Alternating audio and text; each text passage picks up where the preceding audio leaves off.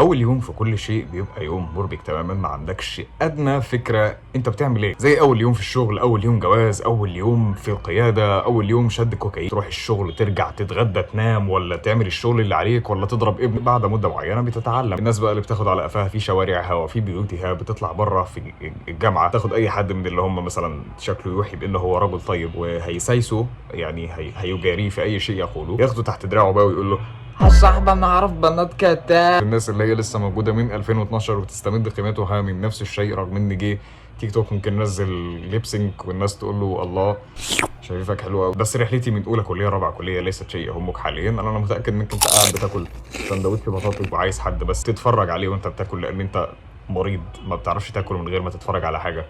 ارجوك روح اكشف لو انت عايز تاكل كل.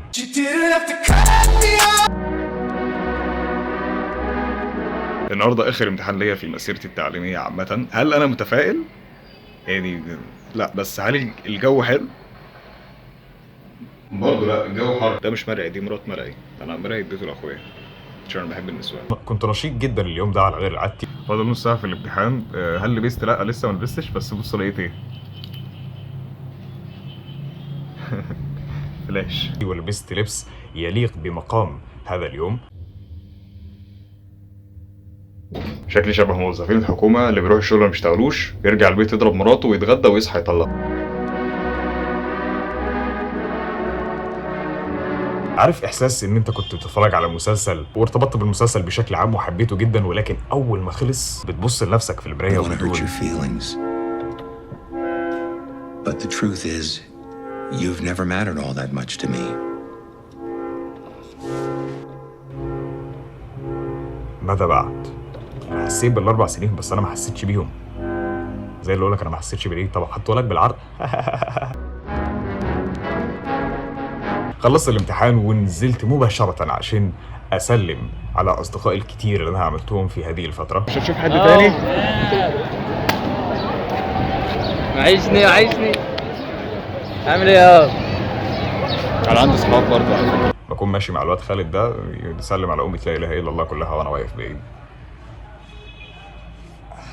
عامل إيه يا صاحبي؟ أنا صاحب خالد. عايز اشتغل. وبعدها انطلقنا نحو النافورة عشان هياخدوا صورة جماعية. أبو حسن. ها؟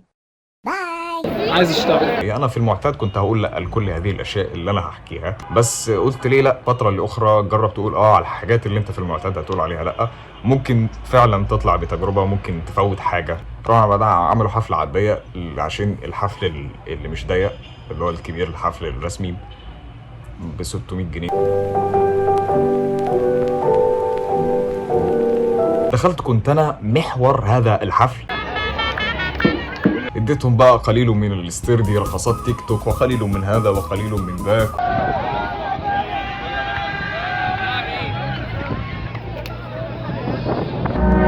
بعد التخرج وعندما تستوعب انك فعلا تخرجت بتبدا بقى ايه، تستوعب الاشياء القادمه.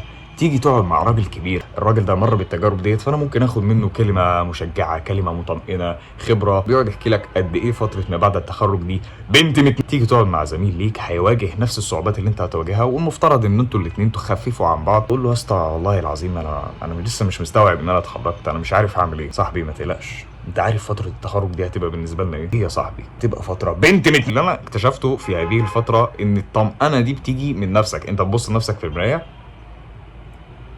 وتقول انت مش كفايه، وتسرح شعرك وتنزل، عشان ما اعتقدش ان في حاجات ايجابيه انت ممكن تقولها عن نفسك. هتلاقي في كل دفعه، في كل كليه، في كل مكان، في مجموعه من الاشخاص داخليا لسه في ابتدائي، لسه خايف يقول لك ان هو اوكي الحمد لله انا حليت، عشان خايفك تحسده. يا اسطى نشيل الماده يا اسطى. بس انا عارف يا اسطى ان انت يعني انت كنت قاعد بتاكل الكمبيوتر، مش احنا بنمتحن الكتروني، الشاشه بتاعت 1990 اللي ابو كرتونه اللي هي مش شغال سوبر ماريو على 10 فريم حتى دي. لو انا شايف الماده دي صعبه فانت لازم تستبعها، لازم تستصعبها. لو انا شايف ان عمرو دياب خرا لازم انت كمان تشوف عمرو دياب خرا. انا ماليش دعوه بالاراء دي، انا بضرب مثال.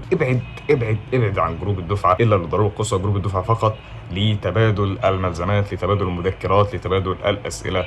لكن الشات هناك صدقني هيقضي على ما تبقى من خصم. واحقاقا للحق انا لم اخض التجربه الجامعيه كما يقول الكتاب او كما تقول الافلام والاعلانات، ان انت تدخل الكليه تقعد في المدرج تبص تضرب عينك في الشمال الشرقي تلاقي بنت حلوه لابسه نظارات ومركبه تقويم وشعرها اصفر، تقعدوا تبحلقوا في بعض، تعرف هي بتروح انهي كورسات وتستناها تروح رحله اسكندريه مخصوص عشان البنت دي موجوده في الباص التاني، وتحصل مشكله هناك في اسكندريه وتتصدر انت وتاكل علقه بنت بس في الاخر تاخد الانستجرام بتاع البنت دي وتخش تكلمها. ولكن رغم ذلك ورغم النظرات ورغم اللي انت عانيته طوال الثلاث سنين بتوع الكليه تكرف لك وما تردش عليك. وده مش موقف حصل معايا صدقوني، انا بس زهقت من السايكل بتاعت الاعلانات دي، بيخبطوا في بعض والكتب تقع وتنزل تجيبها وتقول له محمد كتير عيونك حلوين. افتكر برضو وانت بتركب تاكسي عشان توصل لمكان ما، المهم انك تقعد مع صاحب التاكسي، فالراجل بدأ يفتح معايا كلام وانا بدوري هرد على الراجل ده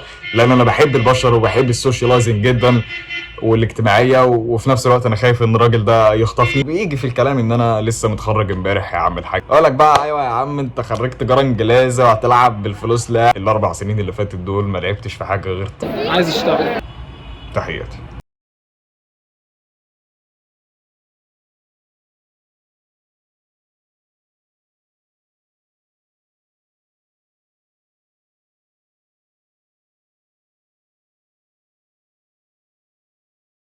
عايز اشتغل.